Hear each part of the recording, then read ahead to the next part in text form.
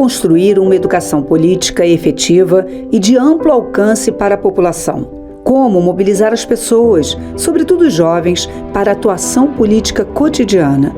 Como, diante de um mundo cada vez mais polarizado, derrubar mitos e educar criticamente.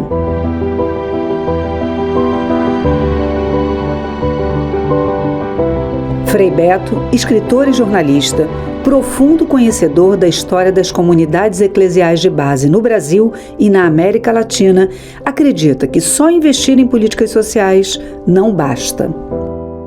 E eu considero a educação política de suma importância, porque eu estou convencido por vários exemplos que as políticas sociais são muito importantes, mas elas não mudam necessariamente a cabeça do povo.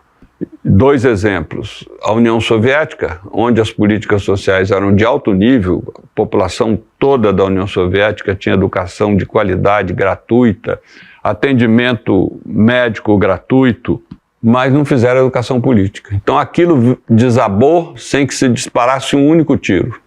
E recentemente, aqui no Brasil, 2 municípios governados por prefeitos do PT em 4 mandatos sucessivos. Maricá no Rio e Patinga em Minas. O Bolsonaro, na última eleição, ganhou no primeiro e segundo turno. Nós sofremos um avassalador trabalho de deseducação política 24 horas por dia. Essa é a cultura que nós respiramos. Você liga o celular, você liga a televisão, você vê o jornal, escuta o rádio, tudo deseducação política. Se a gente não fizer a contraofensiva, cada vez mais a gente vai estar falando sozinho. Frei Beto dá um exemplo oposto de sucesso em formação política cidadã. Cuba sempre se preocupou com a educação política.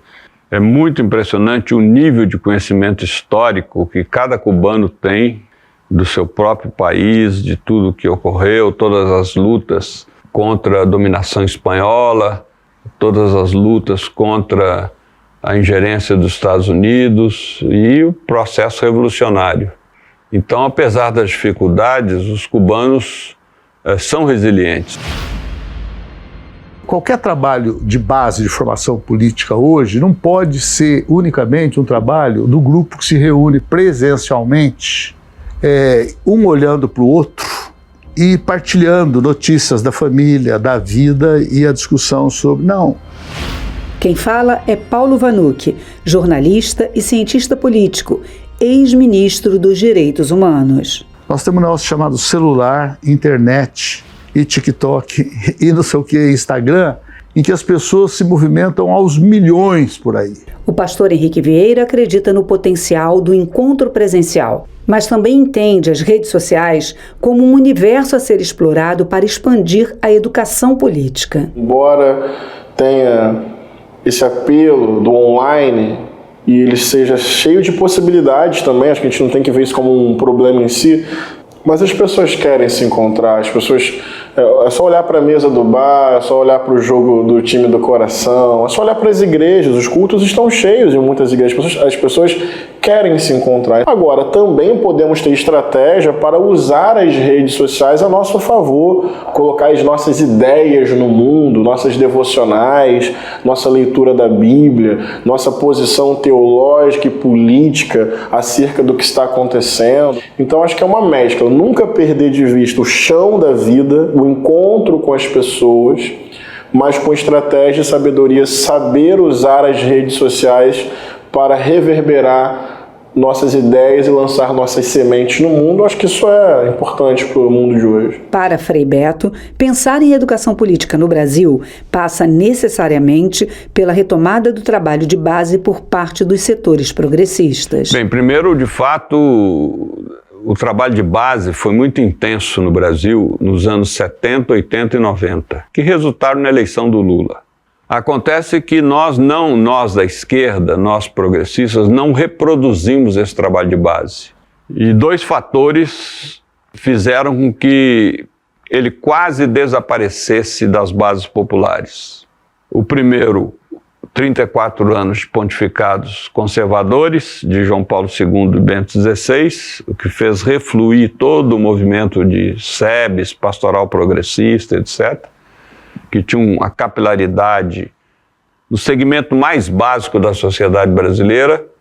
E segundo, o fato dos partidos progressistas como o PT irem progressivamente alçando instâncias de governo, prefeituras, governos estaduais e até o governo federal, então ter que cooptar esses quadros formados nessa tradição das SEBs, dos movimentos populares, para ocupar funções importantes.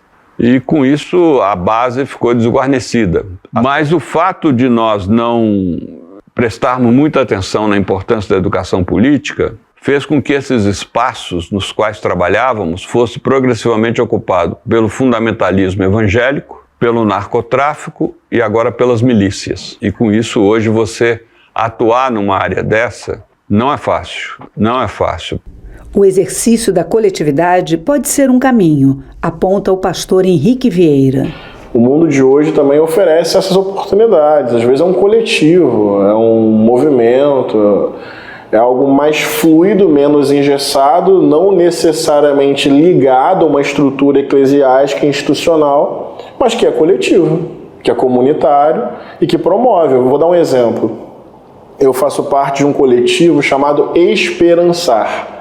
Ele não está ligado a uma instituição especificamente, mas é um coletivo de evangélicos e evangélicas que faz leitura popular da Bíblia, que faz cartilha para conversar com as pessoas sobre diversidade, justiça social, teologia negra. Temos que reivindicar o poder amoroso e revolucionário da fé também, que é capaz de encantar e mudar muita coisa em prol da justiça, sem dúvida alguma. De novo, Frei Beto. Eu acho que aí um gancho muito importante para a gente aglutinar, sobretudo os jovens. Vamos fazer aqui uma oficina de música, lota. Aí você pega essas músicas que estão na moda dos emicidas aí, que são muito críticas, e a partir daí você faz um trabalho de educação política fantástico. É uma questão só de pedagogia. Então não adianta a gente querer, sabe, eu te dar a isca daquilo que agrada a mim, mas não agrada a você. Eu preciso saber qual é a isca que você quer morder. Este podcast faz parte do projeto Fé e Política, realizado com recursos oriundos de emendas parlamentares dos deputados federais Alencar Santana e Nilton Tato, por meio do termo de fomento número 942729/2023. Produção Criar Brasil. Realização Ministério da Cultura, Governo Federal.